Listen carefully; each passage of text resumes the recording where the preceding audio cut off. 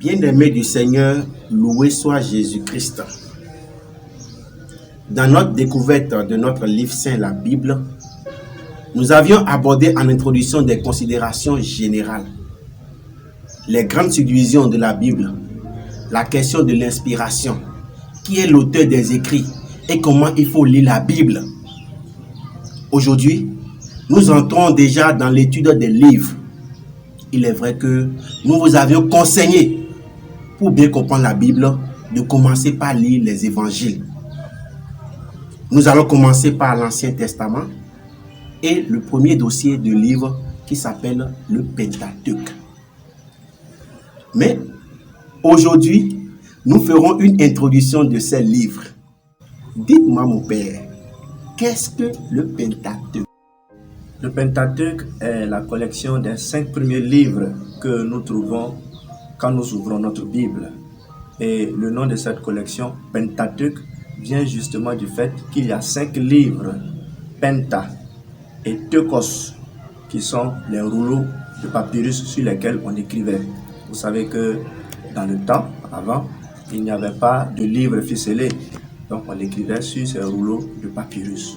Ces 5 premiers livres constituent la première partie de l'Ancien Testament, qui est appelée la loi de Moïse, parce que la tradition disait que c'est Moïse qui a écrit ces 5 livres.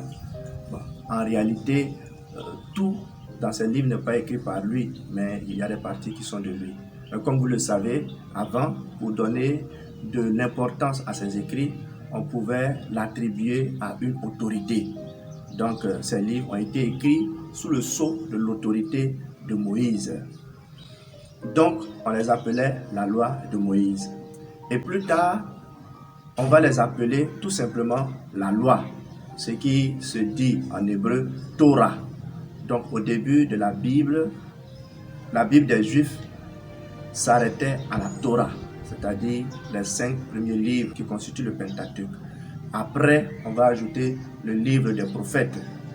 Et c'est de là que vient l'expression la loi et les prophètes, qui voulait signifier tout simplement dans ce temps la Bible. Dites-moi, mon père, quel est le contenu du Pentateuque ou de la Torah? Dans la Torah, on parle de la création du monde et de l'homme. On raconte l'histoire des patriarches, de nos ancêtres dans la foi, Abraham, Isaac, Jacob et les 12 tribus d'Israël. On parle de leur relation avec Dieu. On raconte le début de l'histoire de Dieu avec le peuple d'Israël qu'il a choisi pour entrer dans l'histoire de l'homme. On parle aussi de la législation de ce peuple de Dieu et des commandements de Dieu. On parle de la loi de Dieu et on dit comment le péché est entré dans l'histoire de l'homme et comment Dieu, dans sa miséricorde, revient pour sauver cet homme. Bref, c'est très intéressant, il y a beaucoup de choses à découvrir dans la Torah. Dites-moi, mon père, lire le Pentateuque, quel bénéfice pour notre foi?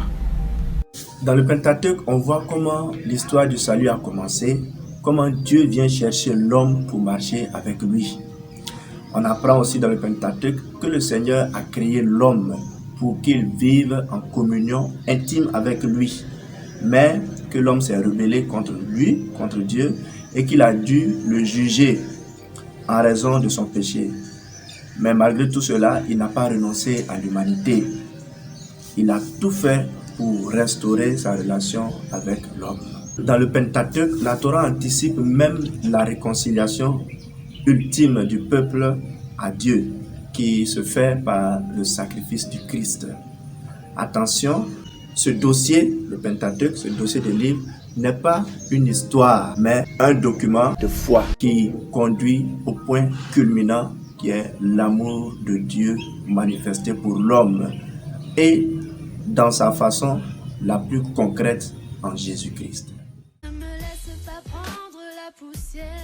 Je suis pleine de conseils pour te protéger de ces choses qui ont tout pour te plaire, puis te laisse vide et frustré. Alors mes frères, à vos marques, entrons dans la découverte du Pentateuque.